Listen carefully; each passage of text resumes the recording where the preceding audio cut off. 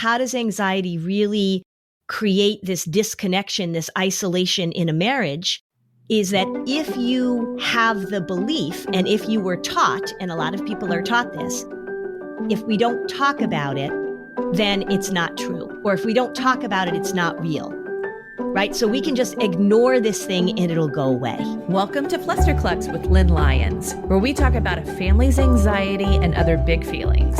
Serious stuff without being too serious. I'm your co-host Robin, and I'm Lynn's sister-in-law, and I'm here to ask your questions. And I'm Lynn Lyons. I'm an anxiety expert, speaker, mom, and author, and I've been a therapist for over 30 years. Parenting can be a flusterclux, and I'm here to help you find your way, and I'll even tell you what to say. Lynn, this week's Atlantic has an article on stopping intensive parenting.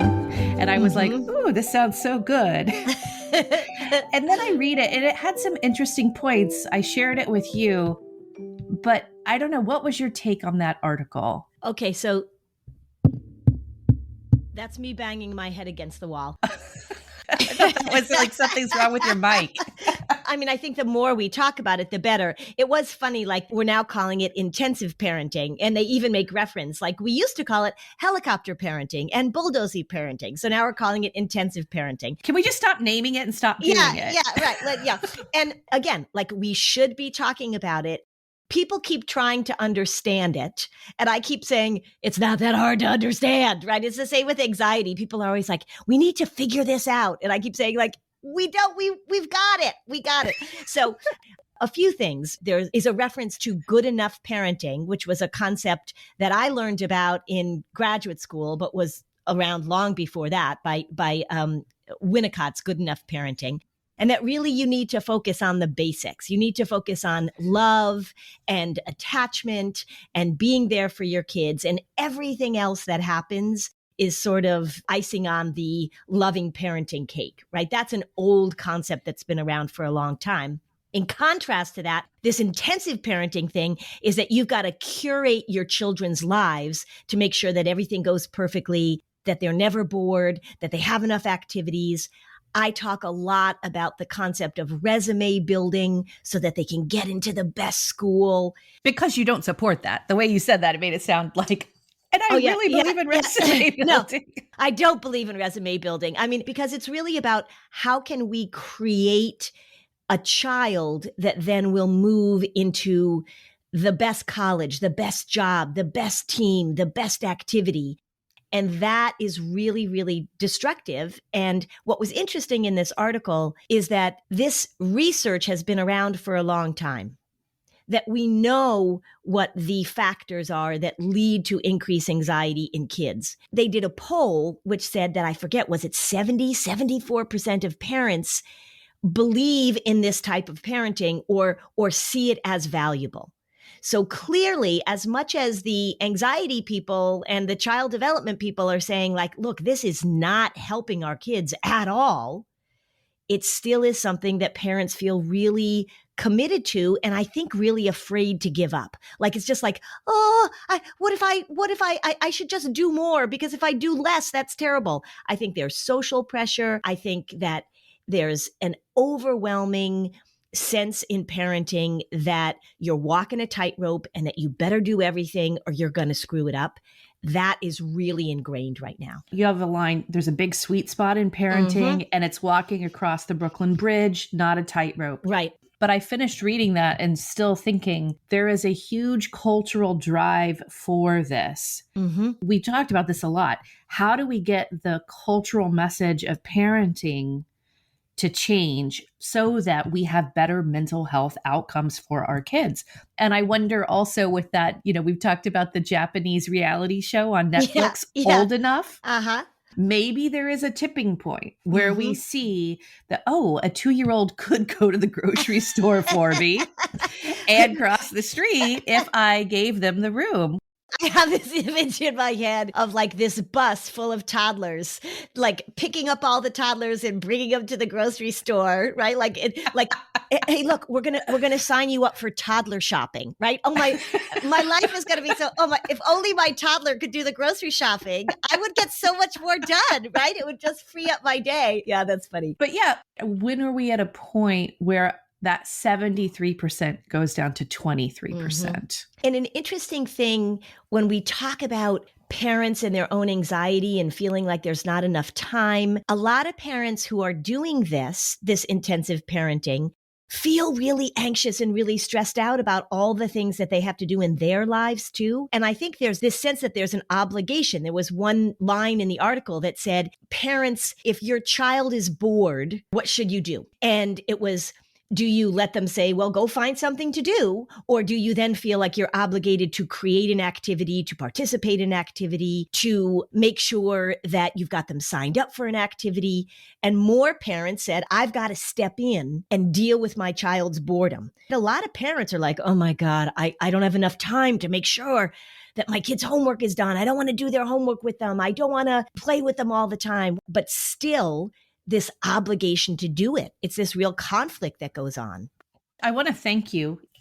There was that sentence that said something about parents when further optimization causes more harm than good. And that sentence really jumped out at me because in my professional world, I am very much an optimizer in how I approach things. But I will say, because of being your sister-in-law, you know, my kids are not overscheduled. Yeah. When I read that, for some reason, I had this split life memory of, wow, if Lynn wasn't my sister-in-law, how much would I be doing being kind of sucked into the culture and having my kids really scheduled with all of these different things. So anyway, so thank you. Oh, you're welcome. I will thank Mary. Mary was one of my children's first teachers. She ran the little Montessori they went to in preschool. And then my boys went to this little school with Bill and Judy. And I remember Judy saying to me, and these people, like they were born to be teachers of young children. But I remember after school, first, second, third grade, I didn't have anything scheduled for my boys. So they didn't have any activities and Judy said to me one day after school, I really appreciate that at the end of the school day, you are not rushing your children off to another event because these little brains and bodies are tired now. She said that to me and I was like, oh, and it was such validation of her recognizing they just were in school from 8 to 3 and they were 6 and 7 and 8 and they didn't need to go to another activity as kids were sort of changing their clothes in the bathroom to get into the carpool. It was just so important for me to hear that. So you can thank me and I will thank Mary and Judy and Bill. Maybe that's what parents don't get right now. They don't get that validation that it's okay to not schedule. What you do get is, oh, you didn't sign your child up for that? Oh, well, my child is doing 20 hours of this activity. There's a real disapproval. Like, oh, you're not participating in that? And I think that's what makes it so hard for parents because we have so much doubt anyway. And this is where the self-awareness of our own anxiety has such a key point of our families and how we parent. But there's something else I want to talk about today too I've been really thinking about. Okay.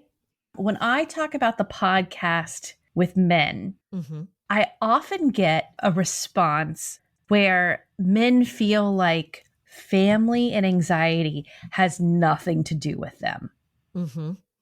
And of course, there are going to be dads who absolutely are in the thick of this because they are working on a generalized anxiety diagnosis within the family. But that's not the majority of families.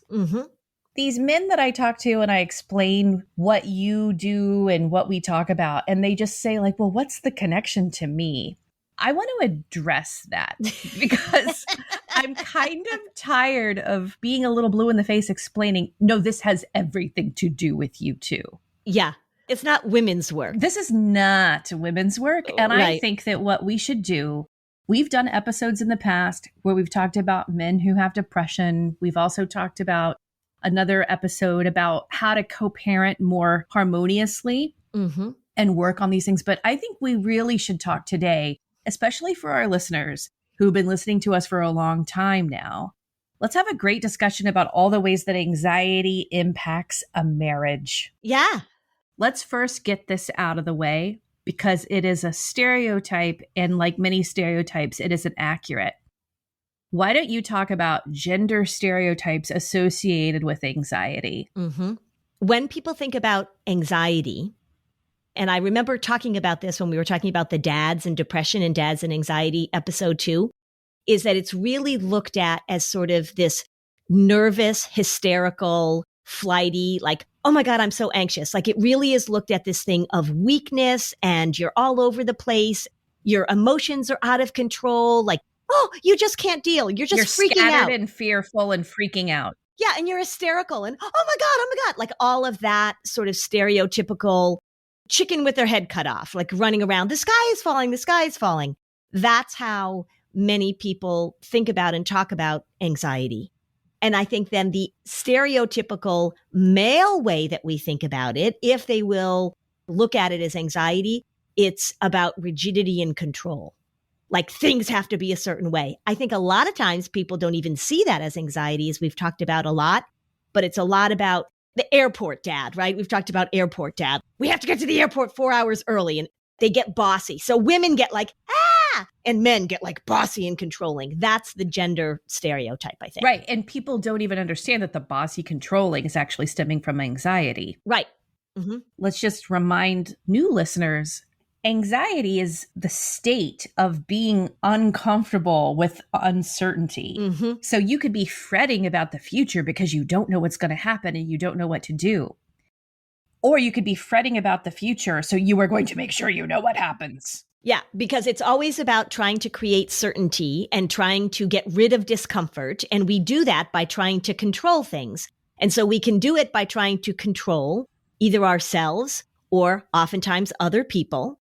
And we also can do it by avoiding. And I think when we're talking about relationships, right, if you're in a relationship with someone who's really anxious, their avoidance impacts you.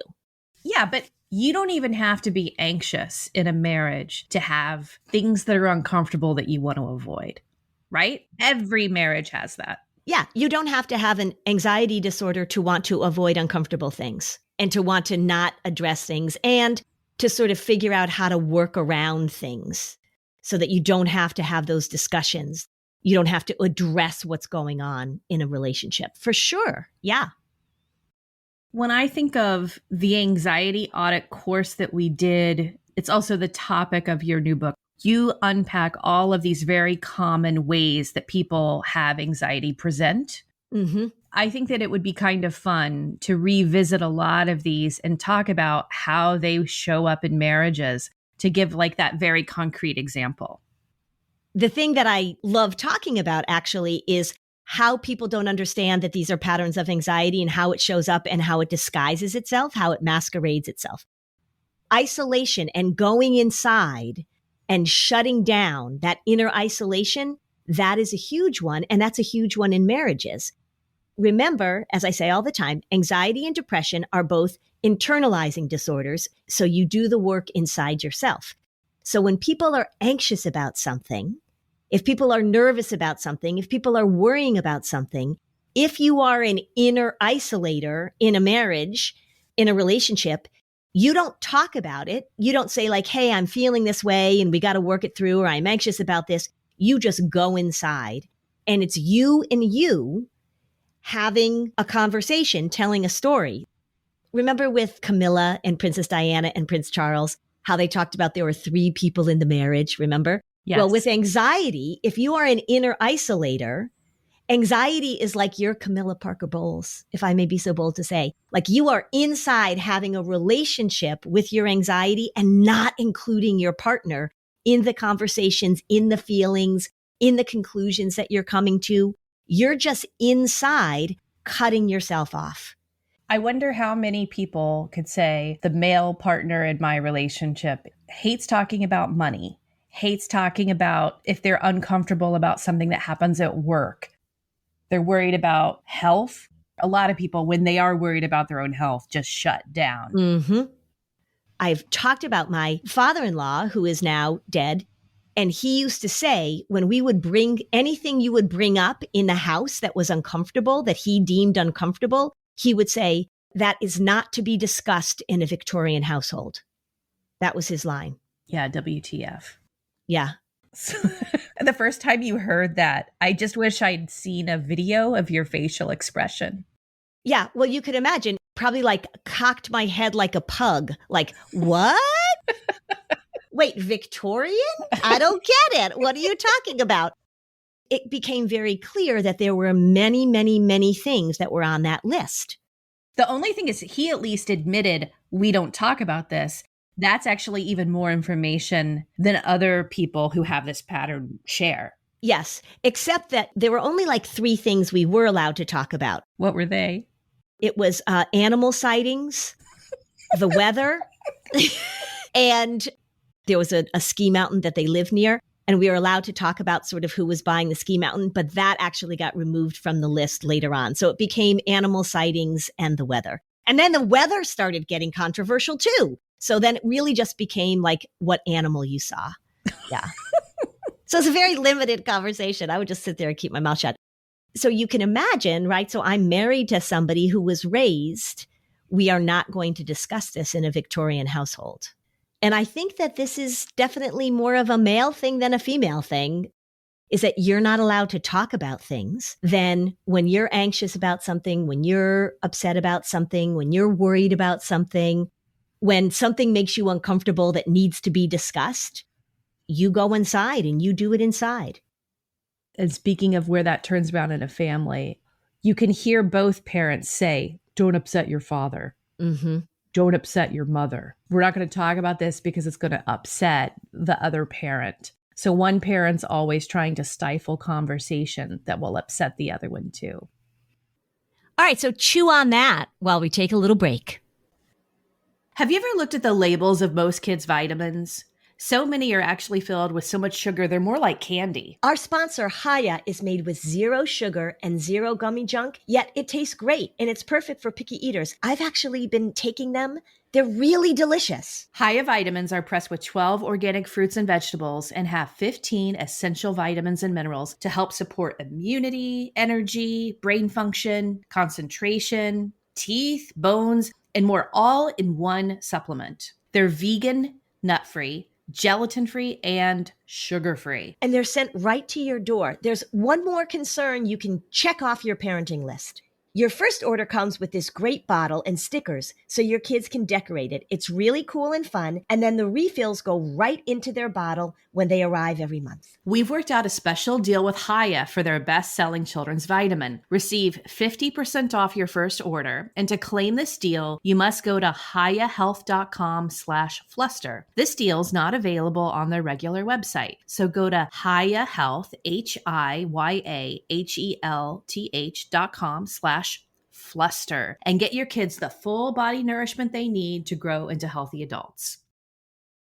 Planning ahead for a big expense? Don't put those car repairs or medical bills on a high-interest credit card. Credit Karma can help you look for a low-interest personal loan that can save you money while you pay off your purchases. Credit Karma uses your credit data to find loan offers that are personalized to you, so you can have a better idea of what loan amount you can get approved for. Credit Karma will even show you your chances of approval, so you can choose between loan offers that you're more likely to get approved for and apply with more confidence. It takes just a few minutes to sign up. Members save an average of 27% on interest rates when they compare personal loan offers on Credit Karma. Well, 27%, that is a lot. Comparing loan offers on Credit Karma is 100% free. It won't affect your credit scores. Ready to apply? Head to creditkarma.com/loan offers to see personalized offers and find the one that's right for you. That's creditkarma.com/loan offers. Well, that's one of the dynamics that happens in a marriage, is that if you've got somebody who you know that there are certain things you're not supposed to talk about, or certain things you can't talk about, or certain things that will trigger somebody or make somebody feel anxious or make somebody whatever, then you work to help it not come up. We can't talk about that. We're not going to talk about that. Don't bring that up, right? That happens a lot. And the connection between avoidance and inner isolation, I think, is important to bring up, because when you're going inside and you're doing your anxiety inside, you're doing all of this inside, you're not avoiding it. What you're avoiding is conversations with other people. You're avoiding doing certain activities. You're avoiding interaction outside of yourself, but you are fully immersed in what you're doing on the inside. Some people find ways, of course, to avoid feeling, They self-medicate, they keep themselves distracted, they become workaholics. But a lot of the time, when you are inside, you are not avoiding the issues, you're just churning them up in a way that excludes other people and excludes the help that maybe you should get. I mean, that's one of the things I talk about with inner isolation is that when people don't talk about it, it doesn't get normalized. I can't tell you how many times somebody's been in my office and they'll say, I'm going to tell you something I've never told anybody before. And then they tell me, and I'm like, it's okay. There it is. Like, of course you felt that way. That was awful. That's what Fred Rogers said. We speak the unspeakable and it becomes speakable. Right. And then it becomes manageable. And then it becomes manageable. And then it becomes shared. Right. Right. I mean, that's the whole thing of like not talking about what you're worried about or not talking about what's going on inside of you disconnects you in a way that makes it so much bigger inside of you. It happens all the time in my office. It happens with little kids and it happens with adults. It happens in marriages because you feel like you can't talk about it, but you're still inside feeling it, thinking it, living it. You're just doing it by yourself. So what I would love to talk about too is catastrophizing. This actually is very relevant in dating as much as it is in marriage. And I know I told you to watch this and I know you probably didn't because it's beneath you, but second season of Love is Blind. It's not beneath me. If you knew what I watched on TV, it is not beneath me. This was somewhat fascinating to me because this poor woman, and honestly, I hope someone who knows her has her listen to this. But this poor woman named Danielle clearly suffers from a generalized anxiety disorder, but she is a catastrophizer who just fears, how could this partner really like me or want to be with me? And so she worst case scenarios all the time. Poor sweet girl. No one has ever helped her frame this from the place of anxiety. And if you're a catastrophizer, what happens, because I am one, is that you often think that these worst case scenarios might be an inner voice that knows something. Yes. And so you start believing like, is this intuition? Yes. Because this could really happen, or is this anxiety? And so it's very easy to confuse the two. I will tell you that when you are a catastrophizer and you're dating or you're married, it's so easy to say, something's wrong. Something is wrong. So those kinds of questions come from catastrophizers in a marriage. Such a good thing you bring up, because when you talk about doubt, what people will say is she's so insecure, or he's so insecure, or they're so needy, right? So that's the way. We don't talk about it in terms of anxiety. We say, oh God, she's so insecure, she's so needy. And there's where you get the reassurance. But if you're a catastrophizer, remember you're going to the worst case scenario. And remember, anxiety is a doubt factory. So when you say, do you still love me? Is there something wrong? Are you going to leave me? All of that stuff comes up. It gets put into this category of jealousy, insecurity, and neediness, but not really talked about in terms of catastrophizing anxiety. Again, I mean, I know people probably get sick of me saying this, but the content doesn't matter. It's really about looking at the process. And so if we were talking to this woman, Danielle, even before she was in a relationship, she probably did this in other areas of her life too. Of course. Did the teacher like what she did? She's seeking reassurance all the time. Seeking certainty in a relationship is anxiety. Yes. Seeking certainty in a relationship is anxiety, but we don't call it that. Now let's flip it and look at it from sort of the male perspective, right? Then it becomes that control, like I'm a jealous controller. I had a client and he was married to a woman. They ended up getting divorced. Then they got back together. So second time around, he was so anxious that she was going to leave him again that he started acting like a crazy person. He would go to her place of work and see whose car was parked next to her car because he thought that maybe that meant they were having a relationship. He was so incredibly paranoid and suspicious and so afraid that she was going to leave him. And of course, that drove her crazy. And she was like, I cannot be in a relationship with you. You don't trust me. It wasn't about her. Exactly. I've been married 18 years now. And over the course of time, especially in the last few years, because of this podcast, I've gotten better and better where, I mean, I don't think my husband's ever said to me, "Hey, are we okay?" I confess it's something that I would ask over the years. I don't ask it anymore because I now am aware that this is an anxiety pattern that I have and it's how worry shows up. It's not based on anything in our relationship. It's just easy for me to go there if I'm got some anxiety in me that comes out. And this is a way that it would come out. Yeah. You know, I told you we could do a whole episode on Love is Blind, right? Or any of these dating shows. But I think it's just like, let's say this one more time. We have these cultural norms of someone who is a needy or insecure dater and person in relationships. And in fact, this isn't neediness or insecurity. This is anxiety. Right. There was a failed marriage in my family where the husband, this was a generation ago, the husband would not allow the wife, who was still in college, he only allowed her to take home economics courses so there would be no men in her class. Yeah. She divorced him. And people be like, oh, he's just a jealous type or whatever. It's like, no, he is catastrophizing that someone is going to do this. And here's the thing is that people hear that and they'll say, well, maybe there is a reason why she would want to date somebody else. And we give credit to an anxious pattern sometimes when there is nothing there. Right. Now, let me also just put the caveat in here too, is that there are spouses that are incredibly controlling and abusive. Yes. So my colleague, his name is Terry Reel, and he does a lot of couples work with these kind of men, like abusive, controlling men. And he really works to have them understand this pattern. And I bet if I talked to Terry, he would say like a lot of it does have to do with fear and their own abuse and all that kind of stuff, right? So not every guy who's like a controlling asshole is like this nervous, anxious person. There are some that are just like, it's awful. Terry would have a much more, I mean, he goes right at it, which is really interesting. He's got a new book coming out. Yeah. I think the bigger point is that sometimes having the capability of looking at a marital dynamic through the lens of anxiety, where you try and manage it, perhaps that is a way to alleviate this friction point. And if not, of course, then there are other things going on. Right, right.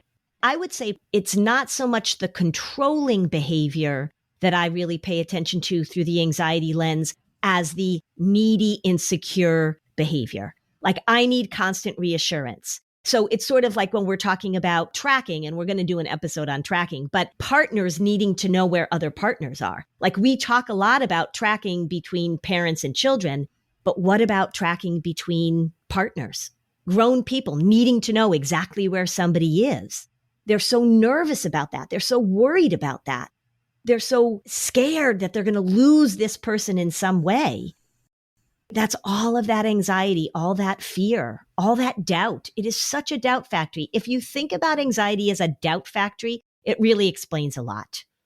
I think it's also very helpful if there are listeners who, if what I'm saying resonates with them, it's very helpful when you can create a catastrophic scenario very quickly and in full color. It's also very helpful to stop that catastrophic movie and roll your eyes at it. And then just think about the concept of trust in your relationship and how good you feel about trust. And if you feel good about the trust, then you really know also this is just a stupid anxiety movie. Right. And it's really important too to recognize that it may be absolutely impacting your relationship. But if you're catastrophic, you're filled with doubt, if you need a lot of reassurance, pay attention to where it shows up in other areas of your life. Does it show up in your professional life? Does it show up in your friendships? Does it show up in other family relationships with your own parents? This is a process, right? So look at the pattern, look at the bigger pattern and see how it shows up in your relationship. Well, that's something to think about while we take a little break. Life can be overwhelming and many people are burned out without even knowing it. Yeah, symptoms can include a lack of motivation, feeling helpless or trapped, detachment, fatigue, and more. Listeners, here's a reminder to take care of yourself and consider therapy. It's amazing how technology can make therapy more accessible to people. This podcast is sponsored by BetterHelp Online Therapy. BetterHelp is customized online therapy. It offers video, phone, even live chat sessions with your therapist. So you don't have to see anyone on camera if you don't want to. It's much more affordable than in-person therapy, so give it a try and see if online therapy can lower your stress. Flusterclux listeners get 10% off their first month at betterhelp.com/Lynn. That's BetterHelp.com/Lynn. Gas prices are up. So did you know that you can easily lower your monthly costs to help you and your family? In 2021, auto-approved customers saved an average of $1,692 a year, helping lower your monthly car payment.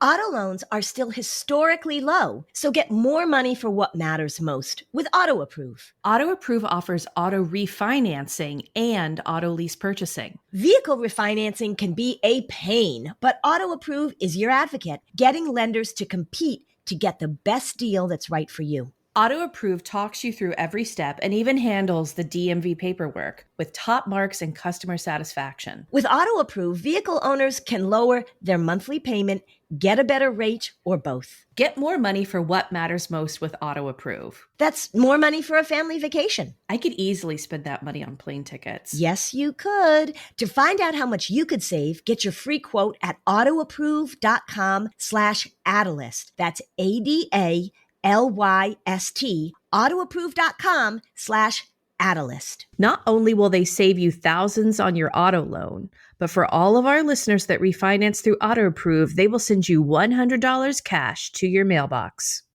I had another client where the woman was convinced that her husband was having an affair. This was a pattern she had of getting stuck on something and being catastrophic about it, and then looking for the evidence to support this horrible thing that was going to happen.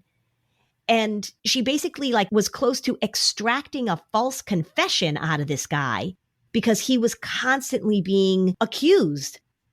Well, and let's just stop and say, when you are in a state of anxiety, you are not capable of authentic connection. That's right. So if you are always denying yourself and your partner of authentic connection because you're coming at them in a state of anxiety, that's going to be very tough on a relationship. And that may in fact be why the relationship ends up being doomed, because the partners aren't getting their emotional needs met and they're lonely in a relationship.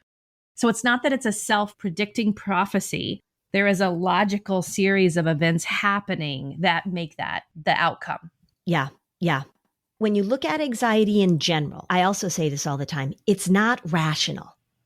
So people will say to me, well, I don't understand my child. She's terrified to go into a store to pick up her glasses, or she has to run in and go pick up this, but she'll get up on stage and she'll sing in front of all these people. And I don't understand. I say, it's not rational. It's not rational. So what happens when you've got this dynamic in a relationship is that the person who's not the anxious one, or the person who's not engaging in this doubt, this reassurance, this neediness, is trying to give rational information as to why that's not true. So they get caught in this pattern of just offering more and more evidence. And it says look at my phone, or this, or this, or this. There's nothing going on.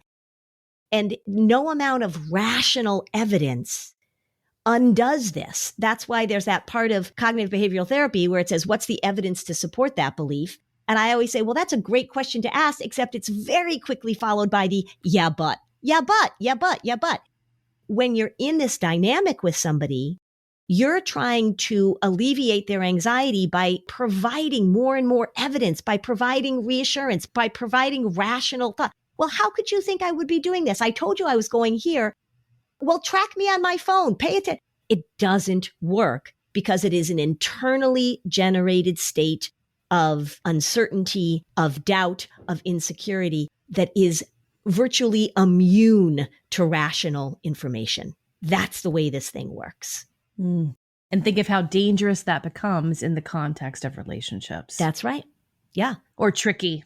Yeah, tricky. You're always having to prove something, and it is a bottomless pit. If you have a little anxious child that is afraid of thunderstorms, or that is afraid of getting stung by a bee, or that is afraid of people being mean to her. This idea that we're just going to keep giving information, we're going to reassure. I say all the time, it doesn't work. The same thing goes if you are an adult in a relationship and somebody is equally in need of constant reassurance, you can never fill that bucket. And then you get into those roles of over and over and over again, right? It just doesn't work. If you can step back and look at it as this pattern of just this doubt factory, of this catastrophizing, of this need for certainty, it can really help you untangle this dynamic that happens in relationships all the time. You know, it's another one, you just said it. Let's talk about another anxiety response that can really put a shadow on a marriage. Rigidity. Mm-hmm. Yep. That comes across as controlling, of course, right? And this shows up in interesting ways too, like where you go. Robin is unbelievable. Like the places she goes and the things she does, I'm always like, what? I mean, it's just amazing what she does. But if she had a partner who refused to travel, if she had a partner that was terrified to fly, if she had a partner that was germ phobic and wouldn't go into hotel rooms, boy, that would put a really big cramp on Robin's style. I'm telling you. Right? Right? Yes. Yeah. Yeah. I've had clients who have a lot of anxiety about germs, a lot of anxiety about food. If you have a partner that's a really picky eater, it is amazing how that impacts a relationship. Because you can't go out to dinner with people. You get invited to a party.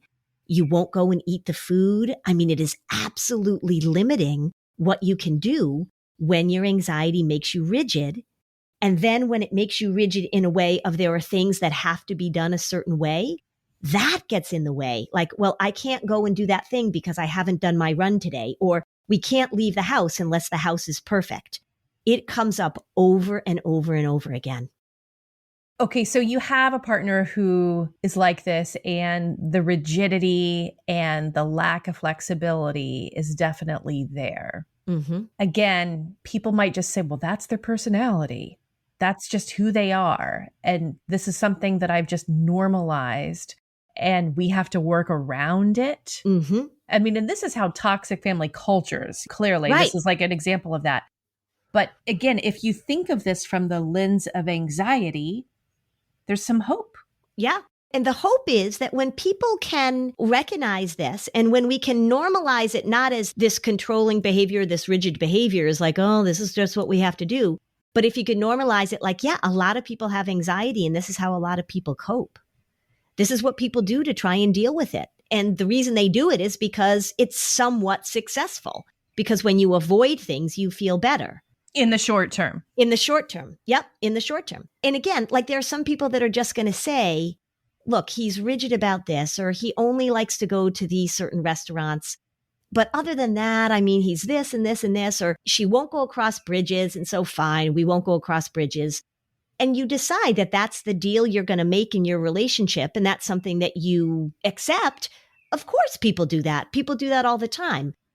I think that it's better for your relationship and your connection if people can just acknowledge where they get stuck and where their rigidity is.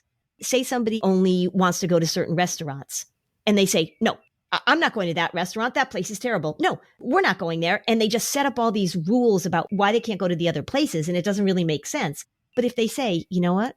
I've got this thing, like I feel like I have to know what's on the menu and I know I get so rigid about it and I wish I didn't do this, then you're talking about what's really going on. You're talking about what's really happening. And that feels very different in a relationship. That's very connecting. Mm-hmm. You're being authentic. You're being vulnerable. That's right. And you were saying, I'm owning this. This is what's going on with me. What do you think? What can we do? Yeah. You can actually get very close in a marriage by being vulnerable and not being defensive and agreeing to work on your stuff together. That's right. A very obvious example of this is with people who are in recovery. So if you've got somebody who's dealing with their addiction issues and that person is denying it, that person is saying, well, you get upset that I drink 7 beers a night. You know, my friend Joe, he drinks 12 beers a night.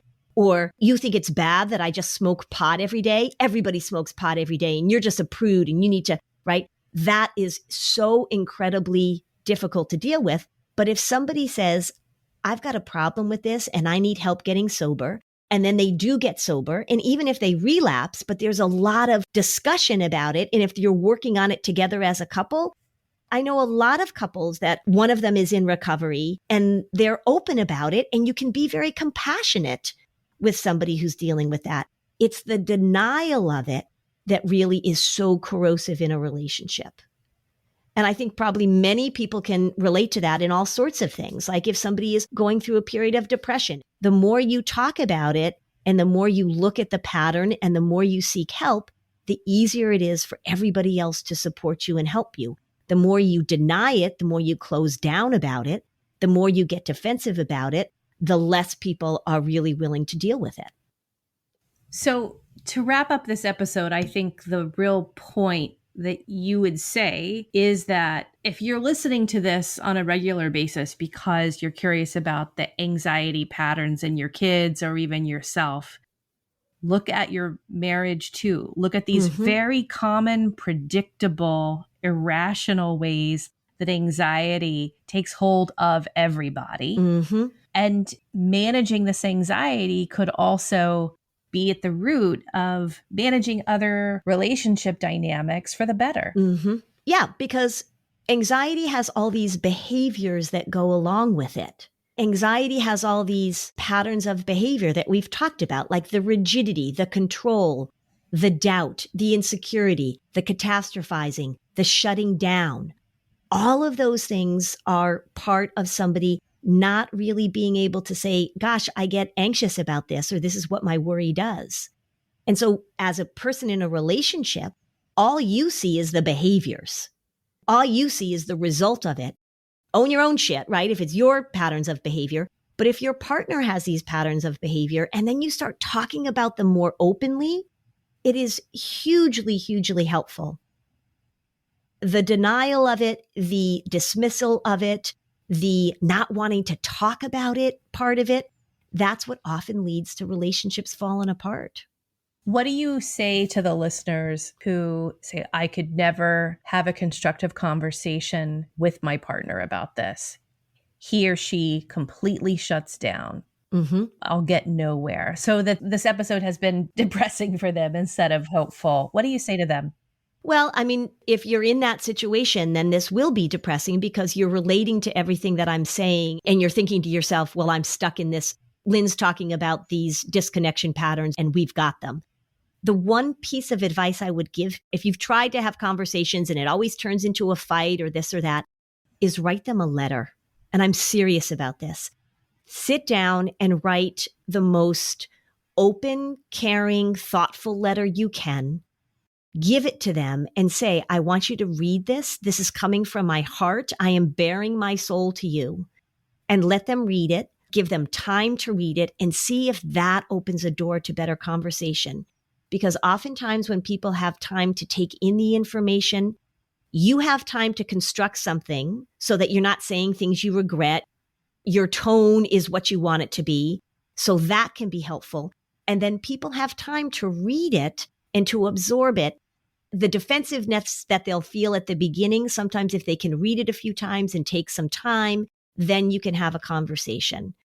In my life experience that has been extremely effective in letters or these conversations is be upfront with your objective, which is I am sharing this information very uncomfortably because I want nothing more than to feel closer to you. Fabulous. Yeah, because that's the point. That's why you're taking that risk. And you can even say, this feels risky to me, but it's worth it for me to take this risk because I love you that much and I care about you and I care about our family. So I'm going to take this risk. You've got to be vulnerable. Whatever conversation you have or whatever letter you write, you've got to say, this is what's going on. This is how I'm experiencing this. This is what I'm worried about. And the goal is to try and open this up and make us more connected, for sure. You know, people say like relationships aren't supposed to be such hard work. BS. Yeah, I think they are hard work. I just think that we want it to be productive work and we want it to be satisfying work, but it's work because you've got to think about it. You've got to maintain it. Your relationships shouldn't be less work than your garden. Your relationship shouldn't be less work than doing your taxes, right? It's work. It's maintenance. We've got to pay attention to it. But if anxiety is in your relationship, like a Camilla Parker Bowles example like you gave, if you've got a third energy that's making things confrontational, the work should be as a team. That's right. The healthiest relationships, people own their own stuff.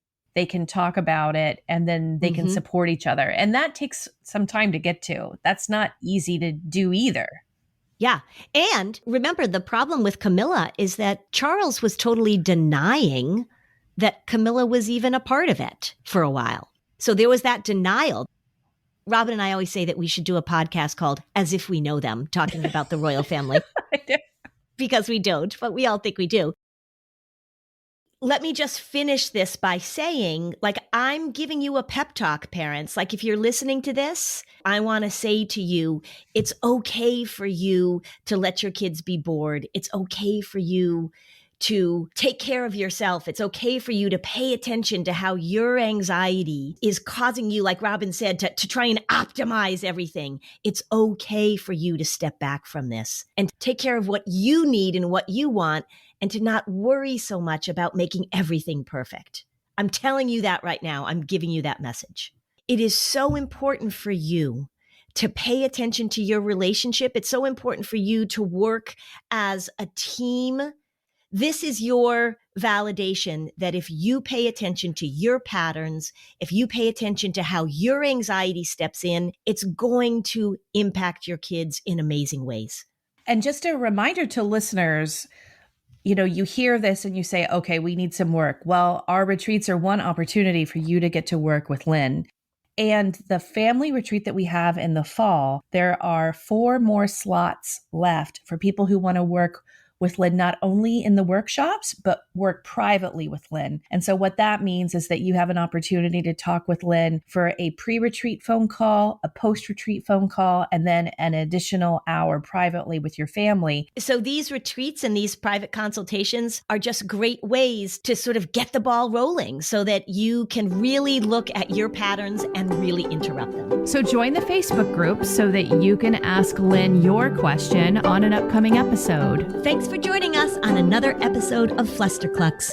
Bye, Robin. Bye, Lynn.